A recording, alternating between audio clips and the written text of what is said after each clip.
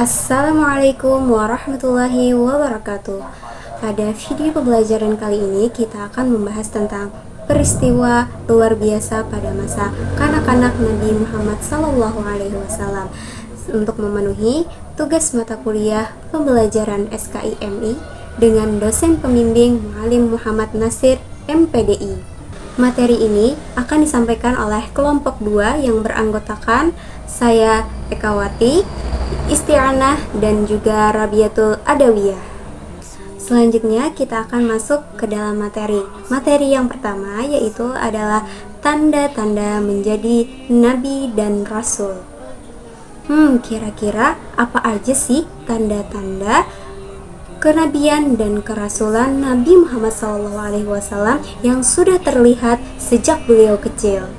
Walaupun masih kanak-kanak, Nabi Muhammad SAW kecil telah memiliki tanda-tanda bahwa beliau adalah calon Nabi dan Rasul. Pada masa kanak-kanak, Nabi Muhammad SAW telah menunjukkan tanda-tanda kenabian. Ia sangat berbeda dengan anak-anak lainnya. Ketika berusia 5 bulan, Nabi Muhammad sudah bisa berjalan, dan pada usia 9 bulan, beliau sudah dapat berbicara. Nah, jadi keistimewaan Nabi Muhammad sebagai calon Nabi dan Rasul sudah terlihat sejak beliau kecil, di mana pertumbuhan dan perkembangan beliau berkembang lebih cepat dibandingkan anak-anak lainnya, di mana beliau sudah dapat berjalan ketika berusia 5 bulan dan dapat berbicara ketika berusia 9 bulan.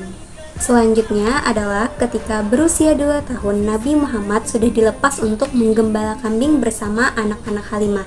Ketika itu, kambing-kambing milik Halimah menjadi gemuk dan sehat, sehingga ia dapat memerah air susu kambing tersebut untuk mencukupi kebutuhan hidupnya sehari-hari. Padahal sebelumnya kambing-kambing itu kurus dan air susunya kering. Nah, peristiwa tersebut dapat dilihat pada gambar yang ada di slide ini. Di sana terlihat bahwa Nabi Muhammad sedang menggembala kambing-kambing milik Halimah. Materi selanjutnya yaitu adalah materi yang kedua, di mana peristiwa Nabi Muhammad SAW didatangi oleh malaikat Jibril. Nabi Muhammad SAW ketika itu didatangi oleh malaikat Jibril. Malaikat Jibril memegangi Nabi Muhammad SAW dan membelah dada beliau. Malaikat Jibril mengeluarkan jantung Nabi Muhammad SAW dan menyingkirkan sebuah gumpalan seraya menyatakan, "Inilah bagian dirimu yang dikuasai setan." Malaikat Jibril kemudian memandikan Nabi Muhammad SAW di dalam baskom dari emas dengan air dari sumur Zamzam yang suci di dekat Ka'bah sebelum menutup kembali dada beliau. Nah, jadi kejadian luar biasa yang lainnya yang menunjukkan bahwa Nabi Muhammad SAW merupakan calon Nabi dan Rasul, yaitu adalah Nabi Muhammad SAW didatangi oleh malaikat Jibril, di mana malaikat Jibril membelah dada Nabi Muhammad SAW dan membersihkan hati beliau. Kejadian ini menggambarkan bahwa Nabi Muhammad SAW sudah dipersiapkan Allah untuk menjadi seorang Nabi dan Rasul sejak kecil. Jadi kesimpulannya dari materi yang sudah diterangkan adalah bahwa sejak masa kanak-kanak Nabi Muhammad SAW telah menunjukkan tanda-tanda kenabian dan keistimewaan yang luar biasa.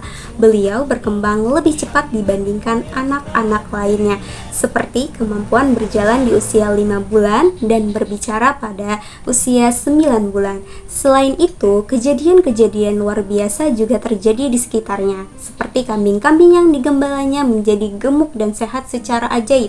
Salah satu peristiwa yang paling menonjol adalah ketika malaikat Jibril datang membelah dada Nabi Muhammad SAW dan membersihkannya dari pengaruh setan, yang menunjukkan bahwa Nabi Muhammad SAW dipersiapkan untuk menjadi utusan Allah. Setelah kejadian tersebut, Halimah merasa khawatir dan mengembalikan Nabi Muhammad SAW kepada ibunda beliau, yaitu Siti Aminah. Nah, setelah menyimak penjelasan materi sebelumnya, di sini terdapat 2 gambar yang akan ada pertanyaan pada setiap gambar tersebut untuk menguji ingatan dan pemahaman kalian tentang materi yang sudah dijelaskan sebelumnya.